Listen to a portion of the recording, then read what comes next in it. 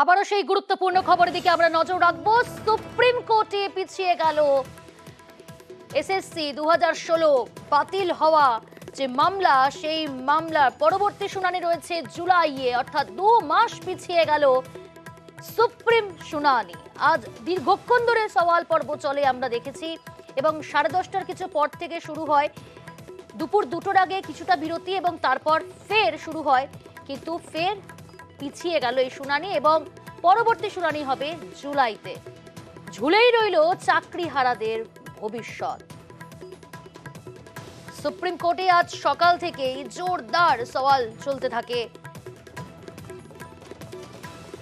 এদিকে সুপ্রিম কোর্টে আজ এসএসসির তরফ থেকে জানানো হয় যে 19,000 যোগ্য, প্রায় 19,000 যোগ্য, হাইকোর্টের নির্দেশে 25,753 জনের চাকরি চায়, তার মধ্যে প্রায় 19,000 যোগ্য, এমনটাই জানিয়েছেন এসএসসির আইনজীবী আজ সুপ্রিম কোর্টে।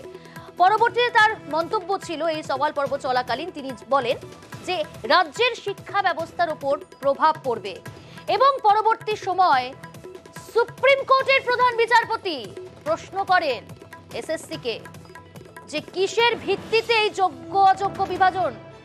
শুধু তাই নয়, কি এমন তথ্য এসএসসির কাছে আছে যা দিয়ে যোগ্য অযোগ্য এই বিভাজনটা সম্ভব।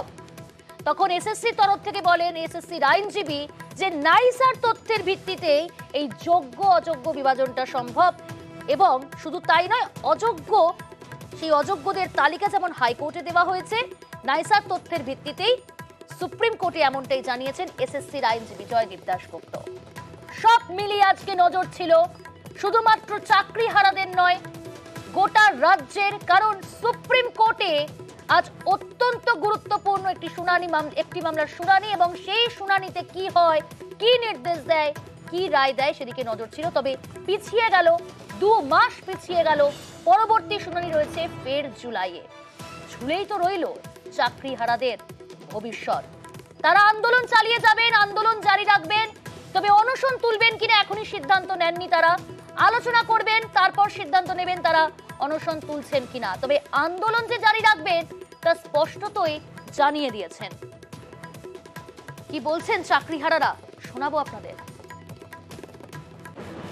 আমরা তো কিছুটা আশাহত হচ্ছি, আমরা যদি অবিলম্বে বিদ্যালয়ে ফিরে যেতে পারতাম, আজকেরই যদি নিষ্পত্তি হতো, তাহলে হয়তো আমাদের ভালো হতো। আমরা সেই আশাই বুক বেঁধেছিলাম, আমরা যারা নিজের মেধায় চাকরি পেয়েছি। আমরা আইনের প্রতি শ্রদ্ধাশীল। জুনের 2 তারিখে স্কুল খুলবে, আর ওটা জুলাই মাস। এখন মানুষ প্রশ্ন করবে, আরে ভাই তোমার চাকরি আছে, আবার কেউ বলবে তোমার চাকরি চলে গেছে। এই লজ্জা তো আমাদের বয়ে বেড়াতে হবে, এই লজ্জা তো আমাদের দিল এ রাজ্যের এসএসসি।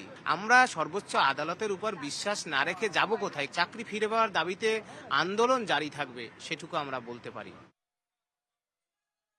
আমারও অনশনে রয়েছি আমরা এখানে। আমরা চাই আমাদের বিদ্যালয়ে ফিরতে, কিন্তু সসম্মানে। তাই আমাদের দাবি ছিল রাজ্য সরকার তথা এসএসসি তথা পর্ষদের বিরুদ্ধে আমরা এই অনশন করেছি এবং দাবি করেছি যে যোগ্যদের নামের তালিকা দিন। কেন আপনারা বিতর্কিতদের কথা বলছেন? প্রমাণ সহ যোগ্যদের তালিকা দিন। কিন্তু আজকে যখন আবার এই রাজ্য সরকার আমাদের কোনো রিলিফ দিতে পারলো না, আমি জানি না প্রতিটা দিন আমাদের কেমন কাটবে।